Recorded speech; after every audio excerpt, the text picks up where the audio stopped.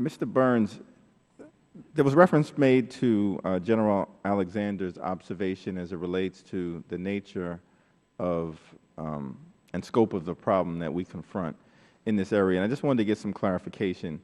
I gather it was in a 2012 speech, he stated that IP theft due to cyber espionage is the greatest transfer of wealth in history, estimating that U.S. companies lose $250 billion per year due to IP theft.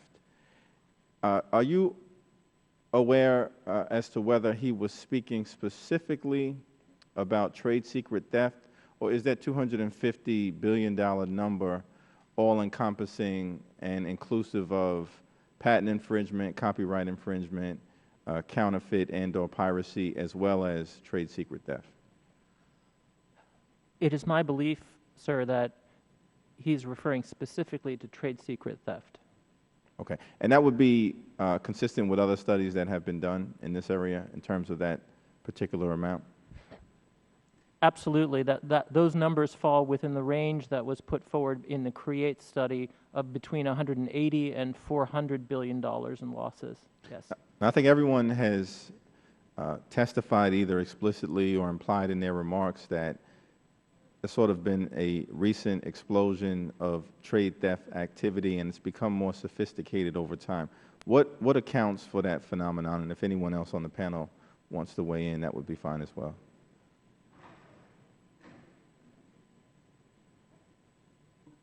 Well, I'll just share with you some of the things that we hear from our member companies. I think part of the issue is the greater mobility of our workforce. One of our member companies, a small business from Maryland, testified in the other chamber last month and said, look, you know, I have 6 international airports within 100 miles of my facility in Baltimore, and you know, by the time I realize what's happened and take action in my home state and in the other states where these other airports, the 5 other airports are located, the thieves can be long gone. And so the mobility of our workforce, the ability of people to get on a plane and be out of the country quickly, I think is a big challenge. Second, we certainly face a technological challenge.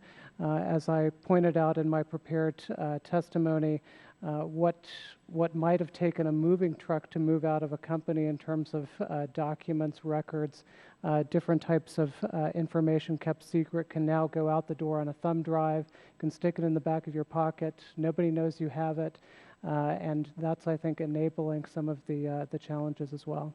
Thank you, Mr. Hertling. As you understand it, does the Department of Justice Civil Division currently have any authority under law to address the trade secret issue?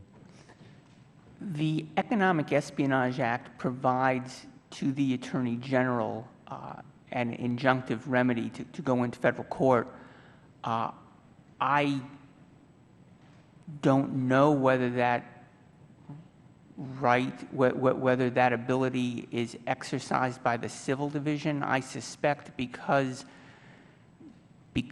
of the nature of getting the department involved in these sorts of instances, that you're probably actually looking at the criminal division or, of course, typically the U.S. Attorney's Office actually being the entity that would enforce that right rather than the Civil Division, but I don't honestly know. Okay, right. And most U.S. Attorney's offices, certainly the ones that are located in the city of New York, have both a criminal division and a civil division present in the same office. Perhaps that's an issue in terms of greater enforcement relative to that injunctive provision that this committee could also look at. I think all 4 of you have indicated that you support a private right of action in the trade secret area. Certainly it's something that I look forward to working with my colleagues on both sides of the aisle on. If one is created, when would it be appropriate for a company to go into federal court, and in what instances would you envision companies taking advantage of the state court remedies that will remain on the books? Well, I think obviously for a company to get into federal court in the first instance, there would have to be at a minimum an interstate nexus, an effect on interstate commerce, and certainly an effect with instances in which there's an international nexus. Otherwise, it would be left to the choice of forum would be left typically to the plaintiff, and I think it would depend on the particular circumstances. If there's in an interstate or international case, if the concern is the thief absconding with the information physically, it probably is a benefit to file in federal court, because the process that would be issued by federal court could be enforced by a U.S. Marshal anywhere. Whereas if you go into state court, the process issued by a justice of Kings County Supreme Court, for example, doesn't mean anything to a sheriff executing the process in California. So, whereas the U.S. Marshal in San Francisco would enforce an order of a federal district judge from the Eastern District of New York, just as he would process issued by a judge of the U.S. District Court for the Northern District of California. But if the matter is one in which the misappropriator absconds from Brooklyn and Staten Island, you probably wouldn't need to go to federal court. The question whether you could.